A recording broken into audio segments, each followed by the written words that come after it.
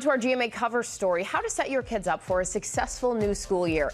A new study saying nearly 40% of parents with school-age kids feel their child fell behind academically during the pandemic. Parenting expert Rachel Simmons is here to help. Rachel, thank you so much for joining us. This past year was absolutely unlike any other. What are the first steps that parents should take to help their students right now?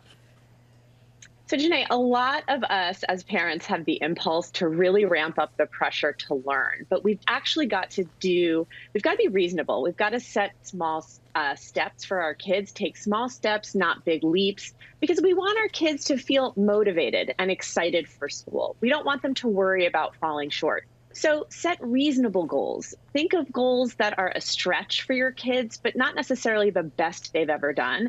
And finally, and this is really important, set firm expectations, but have compassion. We want them to do their best, but we have to be there for them if they fall short. That's a really good point. And on that point, this year was not just tough academically, but 36% of parents, the study notes, feel that their students fell behind social and emotional developmentally. How should parents approach those aspects?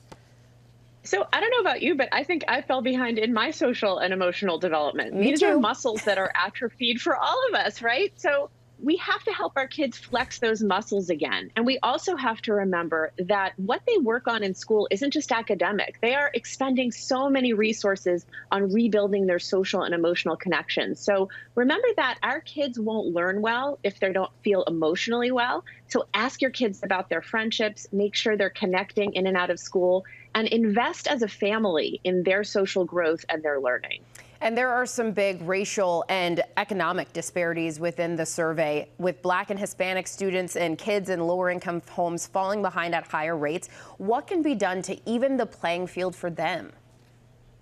So bottom line, one of the best things we can do to support Black and Hispanic students is to make sure that their parents, and particularly their moms, are back in the workforce with access to childcare. We know that Black and Latinx women were the biggest victims in the job market during the pandemic. We will help kids if we help their parents. And as you were just saying, with not only kids impacted by everything, so were adults. The study found 61% of mothers in the study say that their mental health was negatively impacted, 45% of fathers. How can parents be mindful of their own mental health and in turn help their kids?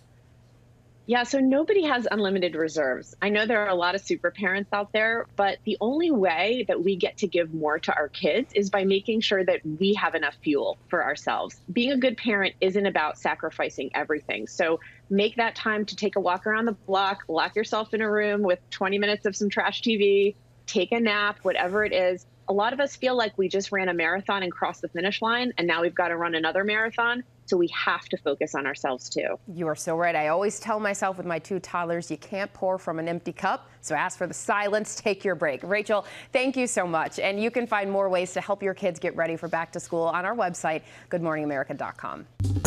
Well, hey there, GMA fans. Robin Roberts here. Thanks for checking out our YouTube channel. Lots of great stuff here. So go on, click the subscribe button right over here to get more of awesome videos and content from GMA every day, anytime. We thank you for watching, and we'll see you in the morning on GMA.